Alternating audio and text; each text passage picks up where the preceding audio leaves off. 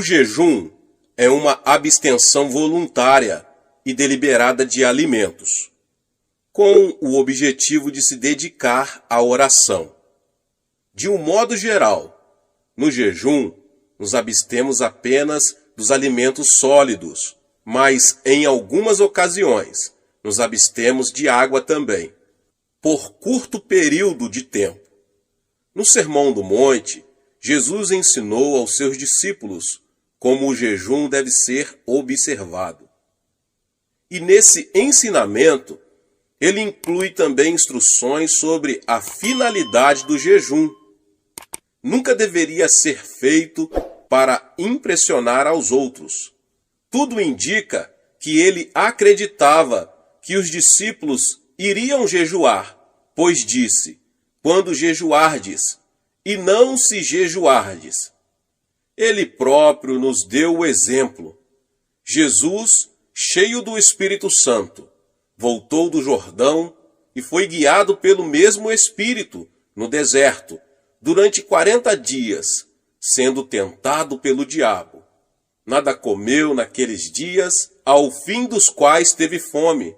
Lucas 4, 1 e 2. Após esse jejum, Lucas registra que Jesus, no poder do Espírito, regressou para a Galiléia. Pelos versículos que eu acabei de citar, podemos deduzir que o fato de uma pessoa ter recebido a plenitude do Espírito Santo não quer dizer que necessariamente ela andará no poder do Espírito. Acredito que o meio pelo qual se obtém poder, principalmente poder em oração, é jejuar e orar. O ministério de Paulo também começou com jejum e oração. Ele testificou para a igreja de Corinto, que comprovava seu ministério por sua disciplina espiritual, nas vigílias, nos jejuns. 2 Coríntios 6, 5. Mas o apóstolo estava acostumado a jejuar e orar. Vigílias significa noites de oração. A igreja primitiva jejuava e orava em cultos públicos com o objetivo de saber a vontade de Deus. Lemos em Atos 13 como o Espírito Santo pôde dar orientações claras à igreja.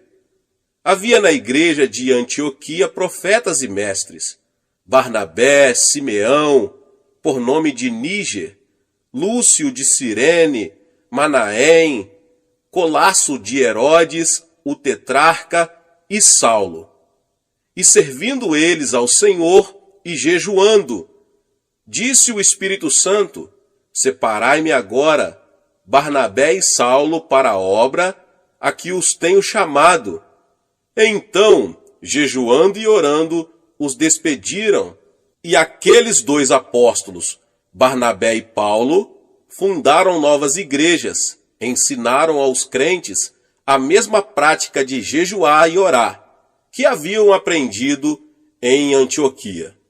E tendo anunciado o evangelho naquela cidade e feito muitos discípulos, voltaram para Listra, e Icônio, e Antioquia, fortalecendo a alma dos discípulos, exortando-os a permanecer firmes na fé, e mostrando que através de muitas tribulações nos importa entrar no reino de Deus, e promovendo-lhes em cada igreja a eleição de presbíteros, depois de orar com jejuns, os encomendaram ao Senhor em quem haviam crido. Atos 14, 21 ao 23. Este verso mostra que o jejum e a oração eram elementos vitais para a obtenção de orientação do Espírito Santo, antes de se ordenarem os líderes da igreja. O jejum associado à oração predispunha a igreja primitiva para ter clareza de mente e espírito, a fim de estabelecer seus fundamentos. Mas jejum e oração não apenas favorecem a clareza de mente e espírito, trazendo até nós a voz do Espírito Santo e sua orientação. Eles são importantes também para obtermos vitórias nos campos espiritual e material. Nós vamos ver um exemplo disso no Antigo Testamento. Josafá, rei de Judá, recebeu a informação de que havia um exército inimigo que se agrupava para atacar seu país. Era um exército composto de homens de Moabe e Amon, que se aproximava das fronteiras de Judá. Nós que moramos na Coreia do Sul, sabemos o que é ver um exército entrincheirado junto à nossa fronteira. Em vez de entrar em luta, pois não tinham armamentos, o rei resolveu usar os recursos espirituais. Proclamou um jejum nacional. E todo o povo se reuniu, homens e mulheres, meninos e meninas, e jejuaram e buscaram ao Senhor, pedindo sua intervenção. E o resultado disso foi que Deus conquistou uma gloriosa vitória. O Senhor orientou o rei, mostrando-lhe como deveria lutar contra o inimigo. Tenho certeza de que nunca houve uma batalha como aquela. Josafá designou alguns homens para louvarem o Senhor diante do exército. Quando o inimigo viu aquilo, houve uma grande confusão em seu acampamento. Os homens puseram-se a lutar uns contra os outros. E os israelitas, depois, levaram 3 dias recolhendo os despojos da batalha, já que Deus lhes dera vitória, sem que precisassem recorrer aos armamentos. Isso está em 2 Crônicas 20. Quando começamos a jejuar, temos que assumir a atitude mental correta. Não podemos ver o jejum como uma autopunição, apesar de que, a princípio, nosso corpo possa reclamar. O jejum deve ser encarado como uma maravilhosa oportunidade de nos aproximarmos mais de nosso Senhor e mantermos íntima comunhão com Ele, sem a preocupação de nos alimentarmos. Devemos ver o jejum também como um meio pelo qual nossa oração se torna mais objetiva. Isso fará com que Deus nos ouça e nos abençoe. Quando encaramos o jejum dessa maneira, ele se torna mais fácil. Geralmente, oriento os crentes a começarem com um jejum de 3 dias. Depois que se acostumam a um jejum de 3 dias, eles são capazes de jejuar por um período de 7 dias. Daí, passam para jejuns de 10 dias. Alguns já chegaram a jejuar 40 dias, mas não incentivamos isso com frequência. Através do jejum e oração, o crente se torna mais sensível espiritualmente em relação a Deus e passa a ter mais poder para combater as forças de Satanás. Como é que isso funciona? O desejo pelo alimento é um fator básico em todas as criaturas vivas. É uma das maiores forças motivadoras que atuam em nosso corpo, mesmo antes de nascermos. As criancinhas já nascem com um instinto natural de buscarem o seio materno. Se pudermos associar esse intenso desejo natural a um anseio espiritual de mantermos comunhão com nossa fonte espiritual, o resultado é uma intensidade maior. Esse é o objetivo da oração e jejum. Somando nosso desejo espiritual ao natural, podemos fazer com que a preeminência de nossa oração chegue ao trono de Deus com tanta intensidade que Ele nos ouvirá e atenderá. O anseio espiritual é um fator básico da oração. Agrada-te do Senhor, e Ele satisfará os desejos do teu coração. Salmos 37:4. Por isso vos digo que tudo quanto em oração pedirdes, crede que recebestes, e será assim convosco. Marcos 11:24. Portanto, quanto mais forte for nosso anseio em relação a um pedido, mais eficiente será a nossa oração. Na minha experiência pessoal, não percebo nenhuma mudança significativa no organismo no primeiro dia de jejum. No segundo, porém, a fome aumenta bastante. No terceiro e quarto dias, o organismo já começa a exigir alimento. E aí começamos a sentir todos os efeitos físicos da abstinência.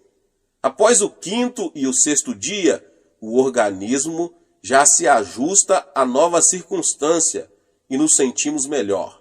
O que acontece é que o corpo passa a queimar as reservas de gordura que possui.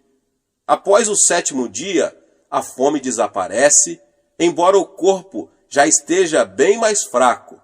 Contudo, obtemos uma clareza de mente e uma liberdade em oração bastante incomum.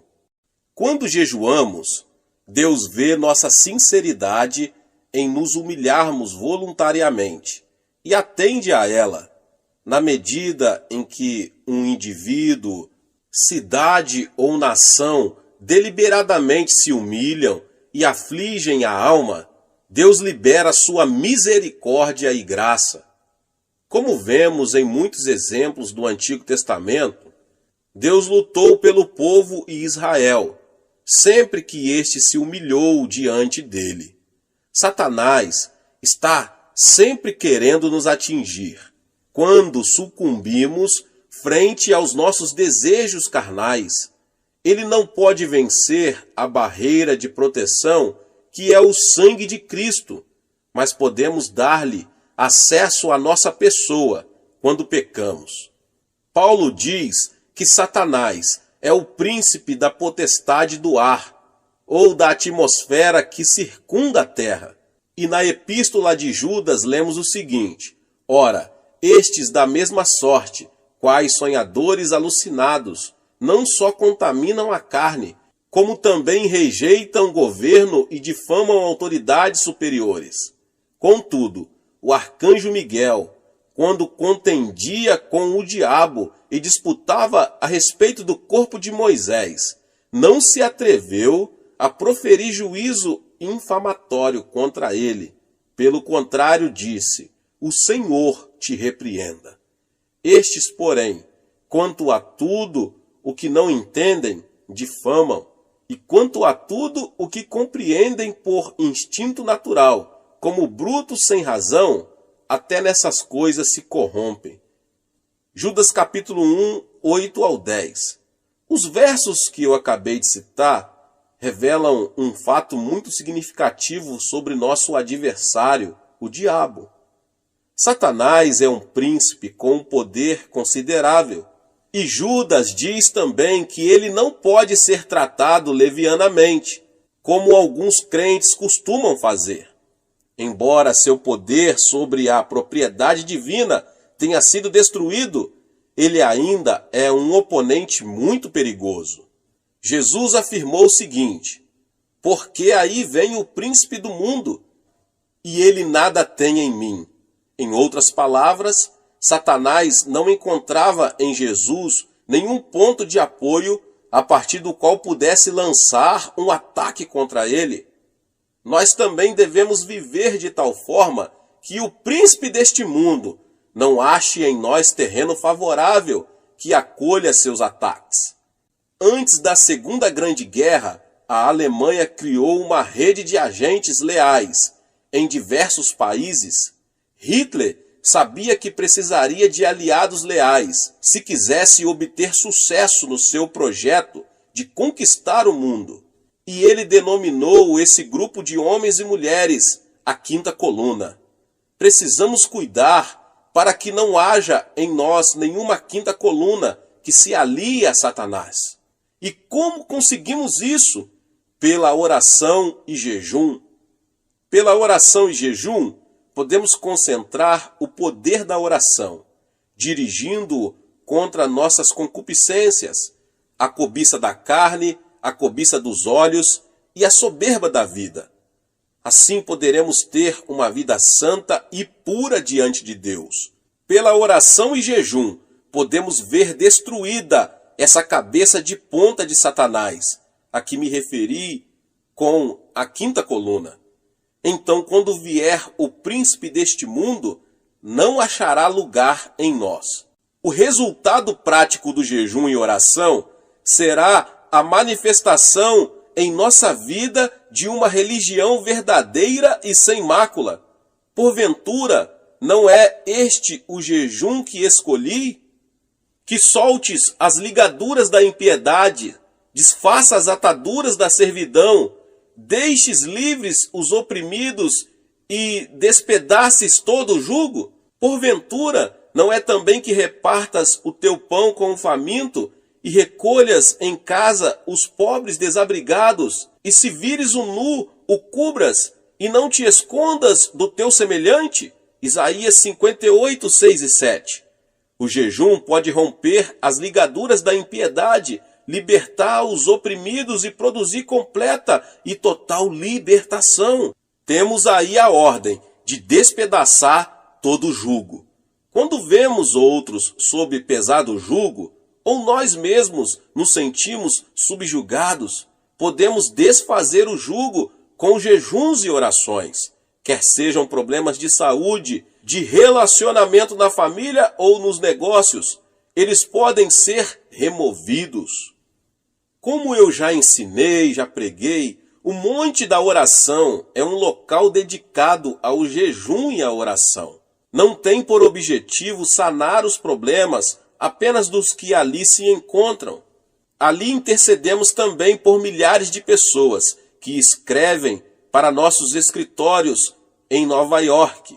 Depois que os pedidos de oração que nos chegam diariamente saem da minha mesa e são apresentados para oração em nossa igreja, são enviados ao Monte da Oração. Cada intercessor recebe um pedido que a essa altura já foi trazido para o coreano. E essa pessoa ora e jejua até sentir em seu coração o testemunho do Senhor de que ele já ouviu e a resposta já está sendo enviada. Jejuando, nossos intercessores se tornam sensivelmente mais conscientes da importância do pedido. Assim, eles podem visualizar o problema pelo qual oram, bem como a resposta. Recebemos muitos testemunhos a respeito de orações atendidas, e são tantos que eu falaria por muito tempo, por muitas horas, vários e vários testemunhos. O fato é que já aprendemos que Deus atende às petições acompanhadas de jejum. De todas as partes do mundo chegam pessoas para jejuar e orar aqui no Monte da Oração em busca de um milagre, aqui em minha igreja na Coreia. Alguns anos atrás, veio aqui uma pessoa que sofrera uma paralisia infantil. Ela ouvira falar dos milagres que ali ocorreram e tomou a firme determinação de vir, sem se preocupar com as dificuldades físicas que a viagem traria para ela. Após uma viagem de 5 dias de navio, ela chegou ao porto e ali foi recebida por um dos membros de nossa igreja, que a ajudou a pegar o trem. E essa pessoa, uma jovem de 23 anos, chegou com a esperança de voltar a caminhar. Sob o ponto de vista das circunstâncias naturais, isso era impossível, meus irmãos e irmãs. Ela ficara aleijada aos 3 anos de idade. Mas com Deus todas as coisas são possíveis, glória a Deus. Assim que chegou, ela começou a edificar sua fé pela leitura da palavra de Deus, procurando ali todas as suas promessas. Como estava com a intenção de ficar aqui 3 meses, separou 2 dias da semana para jejuar. Durante o tempo que passou aqui, ficou muito impressionada com os testemunhos, e cada vez que ouvia alguém dando testemunhos do poder miraculoso de Deus, sua fé aumentava. Passou-se 1 mês e não havia o menor sinal de cura. Suas pernas ainda estavam deformadas pela paralisia, com que já estava tão acostumada a conviver. No 2º mês, ela se sentiu renovada no espírito e na alma, mas o corpo ainda não havia sofrido nenhuma transformação. Mas durante o 3º mês, começou a ocorrer um fato estranho. Ela começou, depois de muitos anos sem nenhuma sensação, a tê-la nas pernas. Na esperança de ver ali o milagre, ela gritou: "Ajudem-me a levantar-me! Por favor, alguém me ajude a me pôr de pé. Sinto que já estou curada." Vendo suas lágrimas e percebendo como estava emocionada, alguns membros de nossa igreja alegremente vieram segurá-la pelos braços e a colocaram de pé. Contudo, ela ainda estava sem força nas pernas para afirmar, embora já tivesse o sangue circulando por suas artérias e veias. Sem revelar o menor sinal de desapontamento, ela se sentou novamente e continuou a orar. Sabia que seria necessário um milagre de criação para que suas pernas atrofiadas pudessem voltar a funcionar. Então, pacientemente, ela se pôs a esperar e continuou a jejuar e a orar. Encerraram-se os 3 meses e ela foi embora ainda numa cadeira de rodas. Mas algo acontecera em seu coração. Ela sabia que estava curada.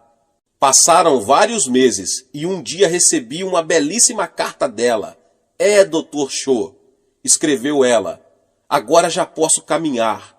Ainda estou mancando um pouquinho, mas consigo andar. Acredito que até isso irá desaparecer em breve, afirmava ela com uma fé firme. Esse é apenas um dos muitos milagres que aconteceram no Monte da Oração. Mas isso quer dizer que todas as pessoas que orarem e jejuarem no Monte da Oração ficarão curadas? Evidentemente, a cura não é tão simples assim.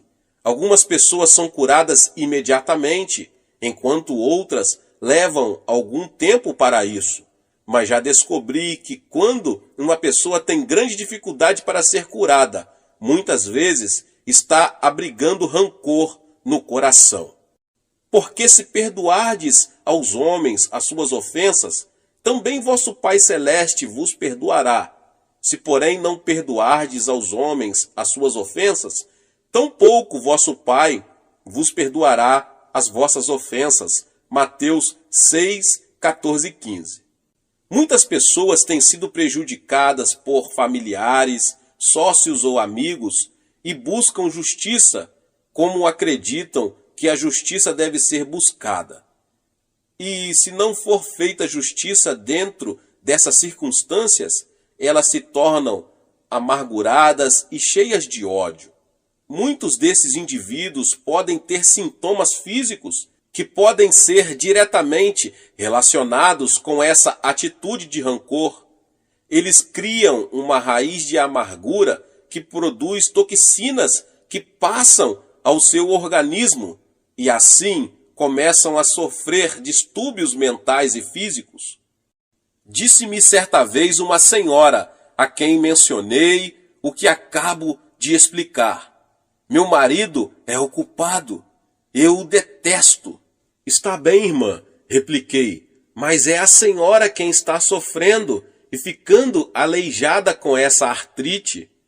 Quando somos prejudicados de uma forma ou de outra, temos que perdoar. Mesmo que nosso ofensor não nos peça perdão, precisamos perdoar-lhe. Jesus é o exemplo perfeito desse fato. Quando ele estava pregado na cruz, ninguém lhe pediu perdão. Pelo contrário, eles estavam zombando dele e o atormentando, mas ele disse: Pai, perdoa-lhes. Portanto, o perdão não é um ato opcional, é um mandamento. Não é uma ação que praticamos ocasionalmente, é a maneira como vivemos diariamente. Quando perdoamos a uma pessoa que nos causou algum mal, estamos permitindo que o Espírito Santo coloque convicção de erro naquele que nos prejudicou. Nada escapa aos olhos de nosso Pai Celeste. Ele conhece todas as intenções, as motivações do coração. O Espírito Santo pode convencer de pecado, da justiça e do juízo. Bem, voltamos à história que eu acabei de dizer sobre a senhora. Aquela senhora que estava em meu gabinete era casada havia vários anos. O marido a abandonara e vivia com outra mulher. E essa irmã estava passando por sérias dificuldades, pois tivera que assumir o sustento dos filhos. Agora estava ali querendo cura para a sua paralisia. O Espírito Santo orientou-me para que lhe perguntasse: a senhora já perdoou o seu marido? Não, não posso. Eu o detesto, respondeu chorando, sem conseguir controlar as lágrimas. Mas a senhora tem de perdoar-lhe, continuei. Assim seu coração ficará livre dessa amargura que está impedindo que seja curada, e liberará o Espírito Santo para que opere na vida dele. Instantes depois, ela resolveu perdoar-lhe e voltar ao monte da oração para jejuar e orar. No domingo seguinte, após um de nossos cultos, ouvi alguém bater à minha porta. Convidei a pessoa para entrar e vi um homem de aparência muito séria, acompanhado de uma senhora. Pastor, disse ela, este é meu marido, por quem temos estado orando. A mulher mal conseguia conter as lágrimas ao virar-se para ele e dizer: conte ao pastor o que aconteceu. Pastor Chu, disse ele, será que Deus poderá perdoar-me? Sou um grande pecador. Em seguida, ele narrou o que se passara. Há uma semana comecei a ter uma profunda sensação de culpa quando estava em casa com outra mulher. Não conseguia suportar a pressão interior que sentia.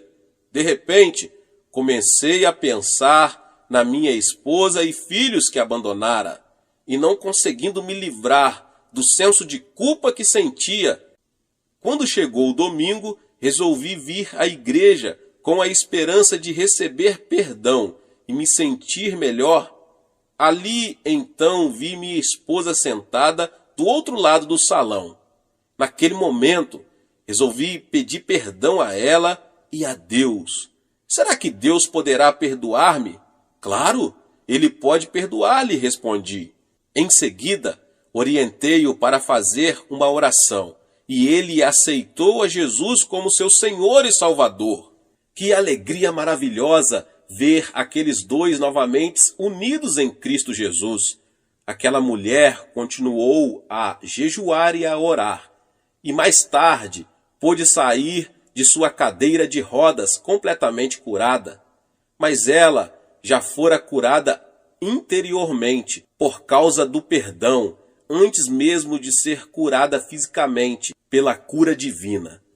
Não quero dizer com isso que todas as pessoas que estão aleijadas ou com algum empecilho estão sofrendo devido a problemas de rancor.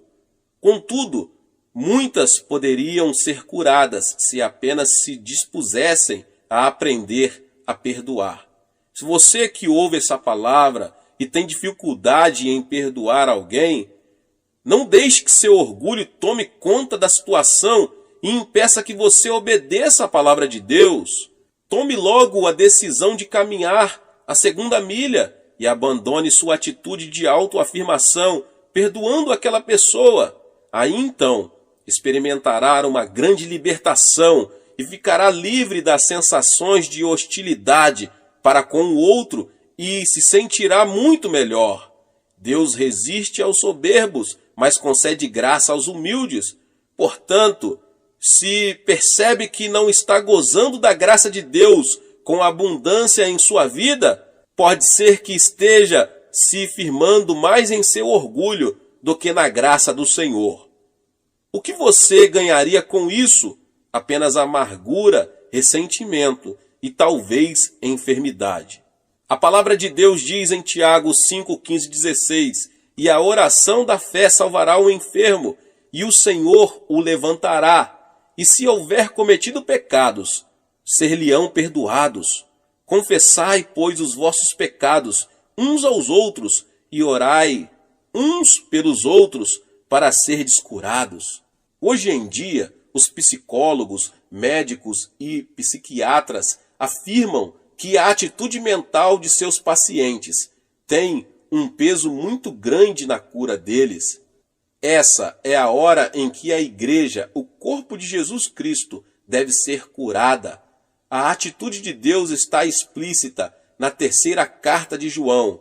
Amado, acima de tudo faço votos por sua prosperidade e saúde, assim como é próspera a sua alma. O segredo para obter prosperidade espiritual e material está relacionado com a prosperidade da alma, obtida pelo perdão. Assim vemos que o jejum e a oração, somados a um espírito de perdão, resultarão em melhores condições de saúde para a igreja. Desse modo, esse veículo que Deus escolheu para trazer o avivamento ao mundo se tornará um instrumento útil e saudável nas mãos do Espírito Santo. Neste final do século XX, nós nos encontramos diante de um grande desafio e também de uma grande oportunidade. O de que precisamos é pessoas mais consagradas, mais dispostas a perdoar, sacrificar-se, a obedecer a Deus e a comprometer-se profundamente com Deus. Já me coloquei à disposição do Espírito Santo para fazer o que estiver ao meu alcance, no sentido de ser um instrumento para vermos um avivamento e o crescimento da igreja na terra. Você quer se colocar ao meu lado e assumir essa posição em Cristo Jesus? Glória a Deus! Aleluia! Você será tremendamente abençoado, e todos os que tiverem ao seu redor, sua cidade, sua igreja, sua família, serão também tremendamente abençoados pela sua decisão de buscar o Senhor. Aleluia! Deus abençoe a sua vida, glória a Deus. Se você chegou aqui pela primeira vez e ainda não é inscrito no canal, se inscreva no canal, ative o sininho das notificações para você não perder todos os vídeos que são postados aqui no canal. Deixe também o seu like e não esqueça de compartilhar com mais pessoas esta palavra. Nos vemos nos próximos vídeos. Amém! Tornar-se cristão é algo mais que unir-se a uma igreja cristã. É muito mais do que simplesmente frequentar a igreja e receber o batismo em água. Ensina-nos a Bíblia que tornar-se cristão significa somente receber a vida eterna. Muitas pessoas têm um conceito errado a respeito do significado da vida eterna. Imaginam que vida eterna significa que vão viver por toda a eternidade no céu. Na verdade, a alma não morre, pelo que até o pecador viverá por toda a eternidade no inferno. Portanto, veja bem, aceitar a Jesus Cristo não significa apenas viver na eternidade. A palavra grega para a vida eterna é zoeaionion, que significa o tipo de vida de Deus. Você e eu temos a vida humana, que foi amaldiçoada por Deus com a pena de morte. Mas quando fomos a Cristo, nossos pecados foram perdoados, fomos purificados e o Espírito Santo veio morar em nós, trazendo às nossas almas a vida de Deus. Jesus Cristo é a vida de Deus. Quando ele vem à sua alma, você passa a ter a vida eterna, a vida de Deus. Muitos pensam que os verdadeiros cristãos não são diferentes dos pecadores, mas há uma tremenda diferença. Os crentes são tão diferentes dos incrédulos, como o céu é diferente da terra, porque os verdadeiros cristãos têm a vida de Deus em seu coração. Se você tiver a vida de Deus em você, irá para o céu e viverá ao lado de Deus, pois a vida de Deus estará vivendo em você a partir de agora mesmo, a partir do momento em que você aceitar a seu Filho como seu Salvador. Disse Jesus Cristo que se alguém tem a vida de Deus em si, 5 sinais se seguirão em sua vida. antes de subir aos céus, deixando a terra, o Senhor fez uma tremenda promessa aos seus seguidores. E estes sinais hão de seguir os que creem. Em meu nome expulsarão demônios, falarão novas línguas, pegarão em serpentes, e quando beberem alguma coisa mortífera, não lhes fará dano algum. Imporão as mãos sobre os enfermos e os curarão. Depois de o Senhor lhes ter falado, foi recebido no céu e assentou-se à destra de Deus. Então os discípulos partiram e pregaram por toda parte, cooperando com eles o Senhor e confirmando a sua palavra por meio de sinais que a acompanhavam. Disse também Jesus que os céus e a terra haviam de passar, mas suas palavras permaneceriam. A palavra de Cristo deve permanecer, e ele a confirma com sinais que a acompanham. Leio na Bíblia que Jesus Cristo é o mesmo ontem, hoje e eternamente. Seu ministério nunca mudou. Ele está conosco hoje e devemos ver estes 5 sinais acompanhando o nosso ministério. Somente a incredulidade dos cristãos os impedem de fazer esses sinais. Mas se cremos, todos esses sinais nos acompanharão. O primeiro sinal é que expulsaremos os demônios pelo nome de Jesus. Em nossos dias, as pessoas nos perguntam: onde estão os demônios? Diz-nos a Bíblia que no começo de nossa história o diabo se aproximou-se de Adão e Eva e os enganou. Enquanto Jesus esteve neste mundo, foi tentado por Satanás. Depois de jejuar durante 40 dias e 40 noites, quando ele se dirigiu à sinagoga para pregar, e por onde quer que ele fosse, Satanás o desafiava. E por onde quer que Cristo fosse, ele expulsava demônios. Em certa ocasião, ele disse a Pedro: "Para trás de mim, Satanás." Mais tarde, o diabo haveria de entrar no coração de Judas Iscariotes e nele plantar a ideia de trair a Cristo. As pessoas de mentalidade mundana não entendem as coisas espirituais, mas quando somos iluminados pela vida de Jesus, ficamos sabendo que existe um inimigo chamado diabo. Nesses últimos dias, a obra do diabo está aumentando, mas Cristo nos concedeu esta promessa, segundo a qual podemos expulsar demônios em seu nome. Diz a Bíblia que Cristo é a verdade e que sua palavra é a verdade.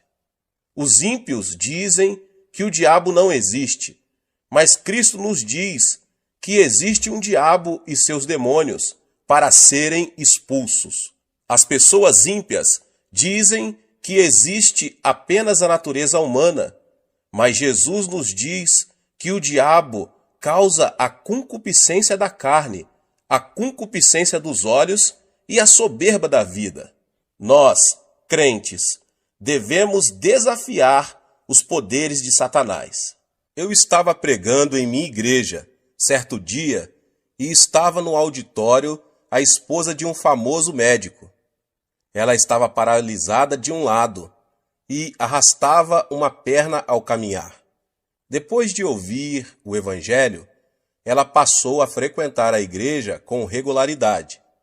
Em certa manhã, ouvi o som de uma gargalhada estranha que vinha da igreja. Senti um calafrio percorrer minha espinha. Quando me dirigi ao local, vi aquela mulher rindo e zombando. Tão logo me dirigi a ela e coloquei minha mão em sua cabeça. Ela se pôs a amaldiçoar-me. Fiquei chocado, porque essa senhora era de educação refinada, formada em farmacologia, educada numa universidade de Tóquio. Eu não podia crer que ela estava proferindo aquelas palavras tão vis. Quando comecei a orar por ela, uma voz estranha começou a sair de sua boca. A voz me dizia que eles não iam sair dela. Então eu perguntei: quem é você? Os demônios começaram a falar. Temos vivido nela há mais de 10 anos. Muitas pessoas têm tentado expulsar-nos, mas não sairemos. E você não vai conseguir expulsar-nos. Foi quando constatei que aquela mulher estava possuída de demônios, pelo que, no nome de Jesus, insisti em expulsar esses demônios. Mas eles continuaram a desafiar-me e lutamos por mais de 8 horas. Em nome de Jesus Cristo, ordenei aos demônios que saíssem, mas eles continuaram a protestar, dizendo que de modo algum sairiam. Eu não havia tomado o desjejum pela manhã, nem havia almoçado, de modo que às 17 horas eu estava tão cansado que quase não conseguia falar, mas prossegui clamando: Diabo, vá embora em nome de Jesus Cristo. A mulher também estava cansada, mas o diabo continuava dizendo: Não, eu não vou sair. De minha parte, eu só não estava cansado, mas com muito medo, porque o marido dela era um famoso médico que trabalhava no Hospital da Cruz Vermelha em Seul. Não era cristão, e se me visse naquela situação, ele me processaria judicialmente. Em meu desespero, pus-me a clamar pelo nome de Jesus Cristo com maior fervor. O poder do Espírito Santo desceu sobre mim, e logo eu me vi cheio do Espírito, e me senti tão leve, como se eu estivesse esticado, bem na ponta dos dedos do pé. E novamente, com uma tremenda unção, ordenei ao diabo que saísse. De súbito, a mulher teve como uma convulsão e pôs-se a gritar. A seguir, desmaiou e ficou como morta. As pessoas ao meu redor começaram a dizer que ela estava morta. Mas quando eu a tomei pela mão e a levantei em nome de Jesus Cristo, ela se pôs de pé completamente curada de sua paralisia. Ela começou a pular e a louvar a Deus, e estando ocupada em demonstrar seu regozijo, o marido chegou. Ao ver a esposa curada, o homem se ajoelhou ali mesmo e entregou seu coração ao Senhor Jesus. Eu estive também dirigindo outra vez uma série de reuniões evangelísticas na Inglaterra. As reuniões eram feitas num teatro. As pessoas estavam endurecidas. Eu lhes pedia que gritassem aleluia, mas ninguém me atendia. Só faziam sentar-se e ficar olhando para mim, com cara de quem não estava gostando do meu sermão. De minha parte, continuei a pregar a palavra de Deus. No final do culto, quando pedi às pessoas doentes que viessem à frente para a oração, só uma garota veio. Era magérrima e sentia dores terríveis no estômago. Tão logo, ela chegou na frente, começou a chorar. Disse ela: Pastor, não posso comer nada. Tenho terríveis úlceras estomacais e já visitei inúmeros médicos e não fiquei curada. O Senhor pode orar por mim? Quando coloquei minhas mãos sobre ela, a menina pôs-se a gritar. Ordenei-lhe, em nome de Jesus Cristo, fique curada. Mas nesse instante, repentinamente, ela se pôs a xingar-me. Você aí, coreano de uma figa, volte para casa. Eu não vou sair. Perguntei-lhe então, quem é você? Respondeu-me a voz, eu sou o diabo, e eu vou destruir esta menina. Antes de sair, eu vou matá-la. As pessoas por todo o teatro ouviram essas palavras. A congregação sentiu-se eletrizada. Todos se levantaram. Ordenei então ao diabo: Diabo, em nome do Senhor Jesus, sai dessa mocinha. Ela começou a gritar horrendamente e depois caiu prostrada. Ergui-a pela mão, em nome de Jesus, e ela, com o rosto radiante, disse: Louvado seja Deus! Ele foi embora. Ela ficou completamente curada. As pessoas apressadamente vieram à frente para receber orações. A partir da noite seguinte, a multidão encheu o teatro. O poder de Deus se manifestou às pessoas que o buscavam. Demônios escondidos estão operando em nossa sociedade. Estamos todos preocupadíssimos com poluição atmosférica e da água, mas o nosso mundo está cheio de poluição espiritual. Nosso mundo está cheio de imundícia. Nossas ruas estão cobertas de material pornográfico. Você acha que isso é trabalho de Deus?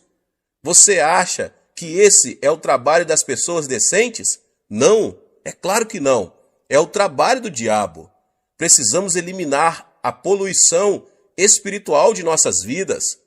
Nossos filhos estão sendo desorientados pelo diabo. Precisamos amarrar o diabo e expulsá-lo em nome do Senhor Jesus. Você tem a vida eterna dentro de você. A vida eterna é o tipo de vida que vem de Deus, a forma mais elevada de vida. O tipo mais baixo de vida é a do reino mineral. A seguir vem o reino vegetal, depois o reino animal, em seguida o reino da humanidade, depois a ordem angelical e, finalmente, Deus, a fonte de toda a vida. Satanás é um ser angelical e, consequentemente, Satanás é mais poderoso que os seres humanos. É por isso que Satanás controla a humanidade. Entretanto, quando aceitamos a Jesus Cristo, a vida de Deus entra em nós e nós nos tornamos superiores aos seres angelicais. É por isso que podemos expulsar demônios. Temos a vida de Deus em nós, o que torna nossa vida mais poderosa do que a vida de Satanás. A lei da natureza diz que quando o maior chuta o menor, este deve fugir imediatamente. Se você é cristão, mora em você a forma de vida superior. A nova vida em você é superior à vida de Satanás. Portanto, quando você ordena a Satanás que saia em nome de Jesus Cristo, ele não tem outra alternativa senão obedecer e sair. Você não é mais um ser fraco. Você não é mais um desamparado, pois recebeu o maior poder, o de Deus. A vida eterna habita em ti, e você pode expulsar demônios em nome de Jesus. Ordene ao poder do diabo que se retire de sua casa. Ore pelos seus filhos, para que o poder de Satanás não os controle. Ore para que o poder da influência de Satanás abandone a sociedade da qual você faz parte. Você tem o poder. Cristo nos deu uma tremenda promessa em Lucas 10:19. Eu vos dei autoridade para pisar serpentes e escorpiões, e toda a força do inimigo, e nada vos fará dano algum. Nesta promessa, Cristo nos dá duas palavras maravilhosas. No grego, Cristo está dizendo, dou-vos exousia, que significa autoridade, a saber, autoridade sobre os poderes de Satanás. Autoridade é algo mais forte do que poder. Minha avó faleceu com 83 anos de idade. A velhinha não tinha muito poder, era muito fraquinha, sem forças, mas quanta autoridade tinha. Sendo jovem, eu tinha muito mais força do que minha avó, mas ela detinha a autoridade. Quando ela dizia, filho, vem cá, eu ia. Se ela dissesse, vai a tal lugar, eu ia. A autoridade é superior ao poder. Disse Cristo, dou-vos exousia, a autoridade, pelo que você consegue prevalecer sobre o dunamis, o poder de Satanás. Utilize a autoridade que Deus lhe concedeu agora mesmo. Quer você se sinta forte, quer se sinta fraco, quer você sinta a unção, quer não, quer você se sinta maravilhoso, quer não, você detém a autoridade para ordenar a Satanás que saia. Satanás tem algum poder, mas a autoridade divina que você recebeu é superior às forças satânicas. Um policial está de pé numa encruzilhada. Ao aproximar-se um caminhão enorme, potentíssimo, muito mais forte do que ele, o policial pode fazer parar o veículo com um simples aceno de mão. Basta ao policial fazer outro aceno de mão e o caminhão vai embora. O caminhão tem potência, mas o policial tem autoridade. Diz a Bíblia que Deus deu autoridade, de modo que, ainda que Satanás tenha poder e se aproxime de você, se você conhece a palavra de Deus, você pode dizer: sai, vai embora daqui. Satanás está destinado pela lei de Deus a obedecê-lo, porque você tem autoridade. Diz a palavra de Deus que você é o vencedor agora. A vida que está em você é mais poderosa que a do diabo. Por isso, não diga que você é mais fraco. Jamais diga que você não consegue expulsar demônios, mas diga que tem tanto poder como autoridade, visto que a Bíblia assim diz: em meu nome expulsareis demônios. Certa vez eu estava no sul da Coreia e fui encontrar-me com um pastor. Eu ouvi implorando e clamando em seu escritório. Quando abri a porta, vi uma mulher possuída de demônio, sentada no assoalho, enquanto o pastor implorava, dizendo: por favor, saia, por favor, saia. O diabo estava rindo dele. Disse eu ao pastor: se você apenas fizer cócegas no diabo, ele não vai sair. Devemos tratar o diabo como diabo. Você tem autoridade. Por isso, eu ordenei ao diabo: eu venho a você em nome de Jesus Cristo. Replicou-me o diabo: eu sei que você não tem poder nenhum. Ao que eu lhe retruquei: sim, eu sei que nenhum poder tenho, mas eu tenho autoridade. No nome de Jesus Cristo eu lhe ordeno: saia. Imediatamente o diabo saiu e a mulher se sentiu aliviada. Você tem a vitória. Não tenha medo de Satanás. Nós podemos expulsar o diabo. Este é o primeiro sinal dos que se seguiriam como promessa feita a você. Em segundo lugar, disse Jesus que em seu nome os crentes falariam em novas línguas. Diz a Bíblia que quando os primitivos cristãos receberam o batismo no Espírito Santo, eles falaram em línguas. Quando o pecador se converte, o Espírito Santo vem habitar nele. Mas quando essa pessoa recebe o batismo no Espírito Santo, o Espírito toma conta dele e flui através dele. O Espírito Santo assume o controle de sua língua e ele começa a falar numa língua nova, muito bonita. Eu próprio oro muito em línguas, mas a Bíblia nos ensina mais do que o uso de línguas desconhecidas, visto que quando nós nos tornamos cristãos, recebemos uma nova língua, isto é, uma nova linguagem. Quando estávamos no mundo, falávamos a linguagem mundana, mas quando nós nos tornamos cristãos, passamos a falar de novas coisas. Começamos a falar a nova língua da Bíblia. Trata-se de uma língua celestial vitoriosa. Tiago nos diz em sua carta, inserida na Bíblia, que a língua é um órgão pequeno, mas capaz de controlar todo o corpo. Diz ele que podemos controlar um cavalo com um freio enfiado em sua boca, em que o piloto dirige um enorme navio numa tempestade mediante um leme. Até mesmo uma pequena fagulha pode incendiar uma cidade inteira. A língua também, embora seja pequenina, é tão poderosa que consegue controlar todo o corpo. Dizem os neurocirurgiões que o centro da fala de nosso cérebro controla o cérebro todo. Assim que é o que você fala controla seu corpo todo. Se você fala negativamente, tais coisas negativas controlam o seu corpo inteiro. Se você falar doenças o tempo todo, as doenças controlarão seu corpo. Se você falar de pobreza, a pobreza vai controlar todo o seu corpo. Aquilo que você fala é o que finalmente vai dar forma à sua vida e determinar seu destino. Pelo que você vai ter que vigiar sua língua. Você não deve jamais entregar sua língua a Satanás e falar negativamente. Não fale de doenças, de pobrezas ou de fracassos, nem daquelas coisas negativas que passam a controlar seu corpo e, portanto, seu futuro.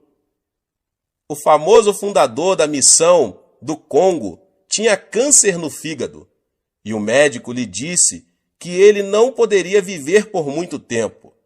Por isso, ele saiu do Congo e voltou para a Inglaterra. Um dia, estando deitado num divã, tomando sol e lendo a Bíblia, seus olhos caíram em 1 Pedro 2,24 e ele leu: Ele mesmo levou em seu corpo os nossos pecados sobre o madeiro, para que, mortos para os pecados, pudéssemos viver para a justiça. Pelas suas feridas fostes sarados. Uma nova revelação veio ao seu coração. O médico disse que eu sou um moribundo. A Bíblia diz que pelas suas feridas eu fui curado. Devo acreditar no médico ou devo acreditar na palavra de Deus? É claro que eu devo acreditar na palavra de Deus.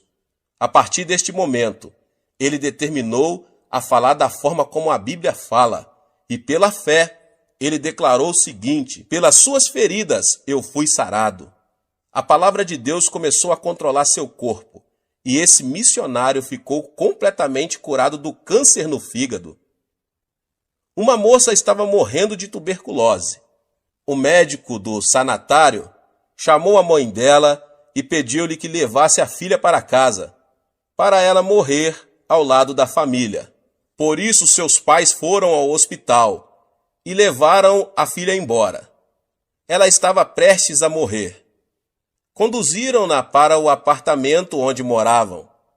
Certo dia sua mãe estava passando roupa e a filha leu na Bíblia a passagem que diz: pelas suas feridas fostes sarados. Ela gritou: mãe, vem cá, olhe esta passagem. Diz que pelas feridas de Cristo eu fui sarada. Se eu fui sarada, por que devo ficar deitada aqui? Traga minhas roupas e meus sapatos. Sua mãe replicou: oh não, você não deve levantar-se, porque o médico nos advertiu muito bem que você deve ficar deitada. Replicou a jovem: mãe, será que Deus disse uma mentira? Você sempre me ensinou a crer na palavra de Deus. E a palavra diz que pelas feridas de Cristo eu fui sarada. Não devo crer nessa palavra? A mãe trouxe as roupas pedidas e a filha as vestiu. A moça levantou-se e, embora gaguejasse um pouco, declarou: eu fui curada pelas feridas de Cristo. Sua língua começou a controlar-lhe o corpo todo. Ela se dirigiu à cozinha, cozinhou alguns alimentos e pôs-se a comer. Depois foi à sala para louvar a Deus. À medida que confessava que estava curada pelas feridas de Cristo, foi ficando cada vez mais forte, de modo que, dentro de uma semana, sentia-se muito bem.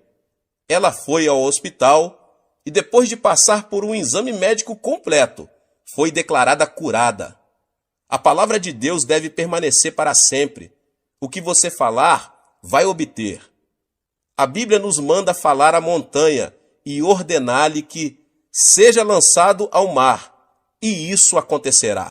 A Bíblia contém 32.500 promessas. Pronuncie as promessas de Deus e você vai obter o que a palavra de Deus promete a você. Muitas pessoas estão pronunciando as palavras erradas. Estão continuamente falando de modo negativo. Falam de seus fracassos, falam de suas fraquezas, falam de sua infelicidade. Depois se queixam e ficam imaginando as razões porque são um fracasso e porque não há paz em suas casas. Ficam imaginando Porque há tantas fraquezas em seu corpo. A razão é que controlam seu corpo com a conversa errada.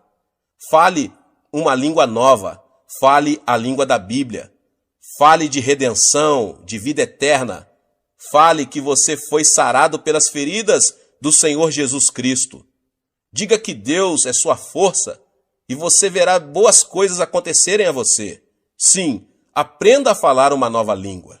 Aos 18 anos de idade, eu estava morrendo de tuberculose. Eu era um fracasso em casa e não tinha dinheiro e ia muito mal nos meus estudos. Não havia esperança para mim neste mundo. Foi quando eu me tornei cristão e resolvi que falaria a linguagem da Bíblia. Falei de cura, confessei o sucesso e pronunciei palavras de abundância. Não permiti que minha língua falasse coisas negativas. Neste momento estou pastoreando uma congregação de 600 mil membros e Deus nos deu capacidade de construir uma igreja que custa cerca de 5 milhões de dólares. Também estamos enviando missionários pelo mundo todo. Quando mudei minha maneira de falar, minhas circunstâncias mudaram também. Um dia li um jornal médico coreano, um artigo muito interessante, escrito pelo diretor-geral da Associação Médica. Disse ele que muitos coreanos estavam morrendo do que ele denominava morte habitual. Disse que muitas pessoas acham que vão morrer com 50 e poucos anos, porque seus pais haviam morrido nessa idade. Por isso, ao entrar nos 50 e poucos anos, já começaram a ter tonturas e pensam que vão morrer logo. E muitas pessoas morreram nessa faixa de idade, ainda que não haja causa médica para a morte. Disse o médico que a pessoa não deve antecipar a mesma experiência de seu pai, porque esse raciocínio tem produzido muitas mortes prematuras. Eis aí, até um médico incrédulo confessa que a língua controla nosso futuro. Você pode ser vitorioso, você pode ser curado. Sim, você pode viver uma vida feliz.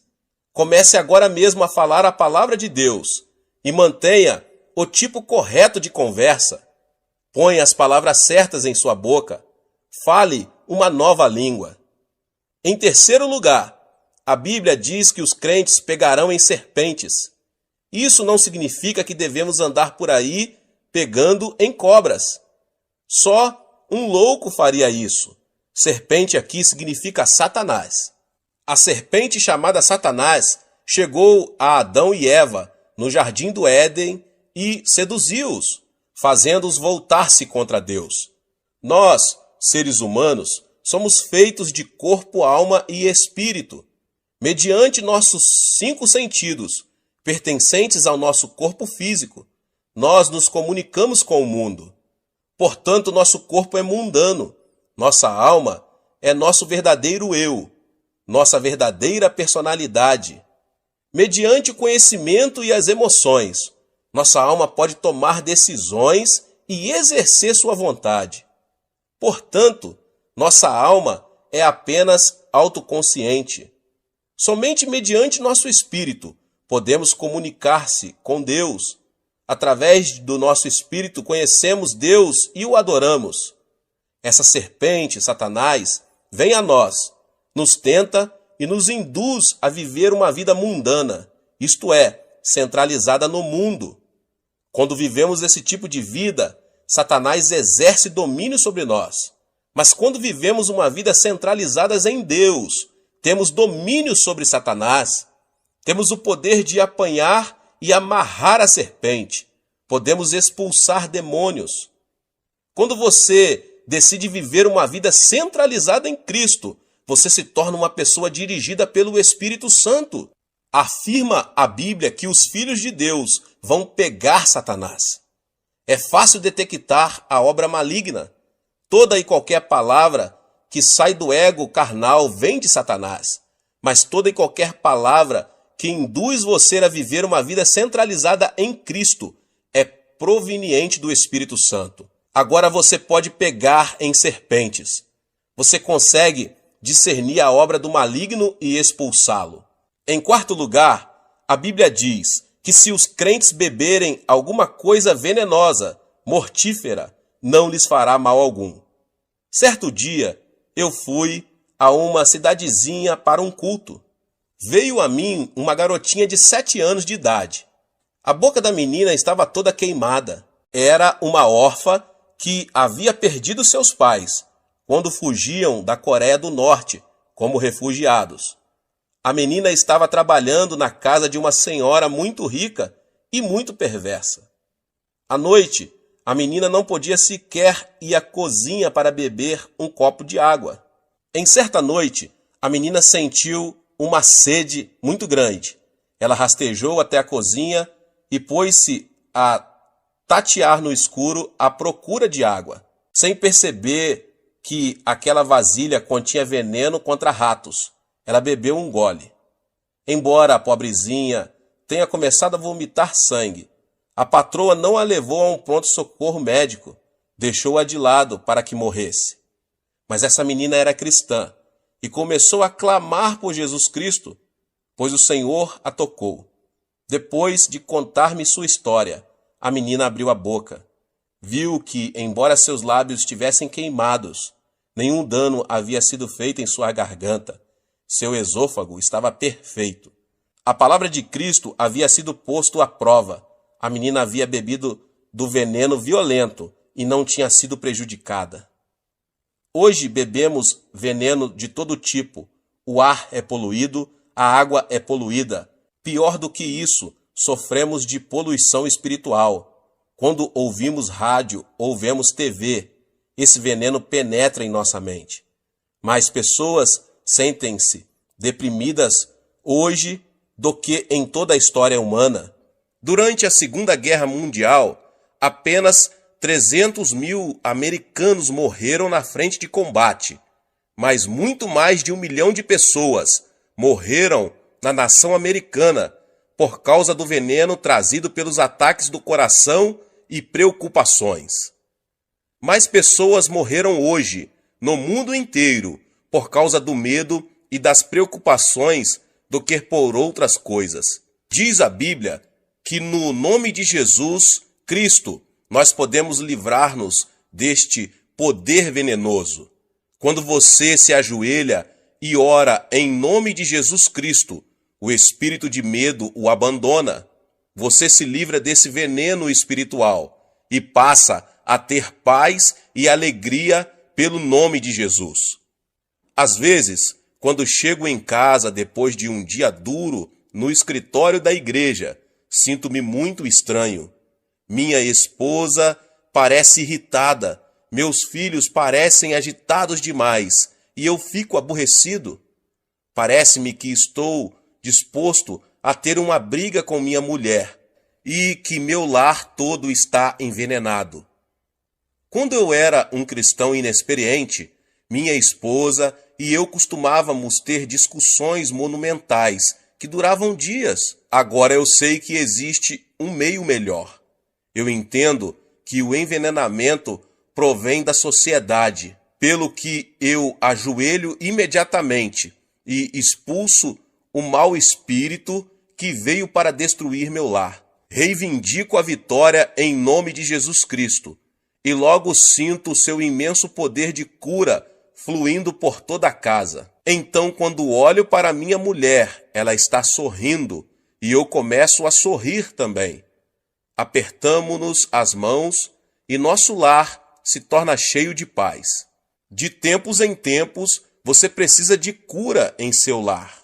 E Deus prometeu que você não sofrerá os efeitos do envenenamento. Basta que você invoque o nome de Jesus Cristo e reivindique a vitória, para que seu lar seja curado. Finalmente, a Bíblia diz que os crentes imporão as mãos sobre os enfermos e eles serão curados. Quando eu era menino, de vez em quando tinha umas brigas com os meus amigos. Nós nos esmurrávamos à vontade. E de vez em quando eu voltava para casa chorando. Minha mãe me dava uma boa surra, mas a seguir eu recebia o toque curativo do amor de minha mãe.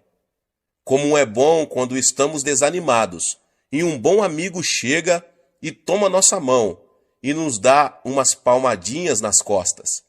Jesus vem a nós, e quando ele nos toca, não há outra alternativa senão receber a cura. Jesus não tem um corpo físico, mas ele quer usar seus braços, sua boca e suas mãos.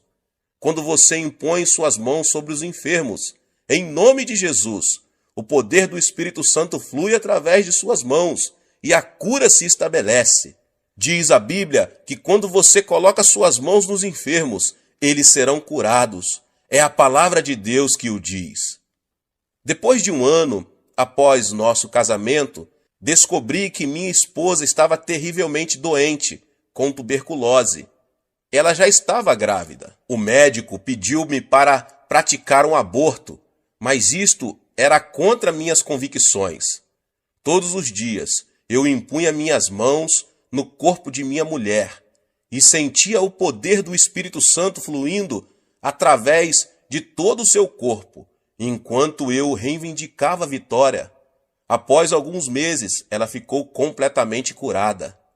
Mas depois que nosso primeiro filho nasceu, ele começou a ter terríveis acessos de tosses e o médico não conseguia curá-lo. Todas as noites ele tossia quase ao ponto de asfixiar-se e o médico estava bastante preocupado. Então, em nome de Jesus Cristo, coloquei minhas mãos sobre ele e senti o poder de cura cobrir meu filho. Vez após vez, quando eu impunha as mãos sobre meu filho, eu sentia a vida de Cristo passar para ele. E logo, para espanto dos médicos, o menino ficou completamente bom. A vida de Deus habita em você.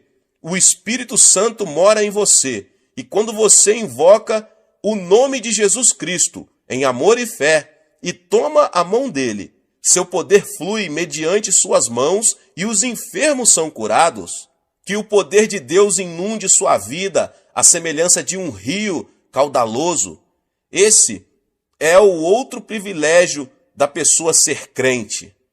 A Bíblia diz que esses 5 sinais o acompanharão se você crer. Levante-se e tome posse da vitória.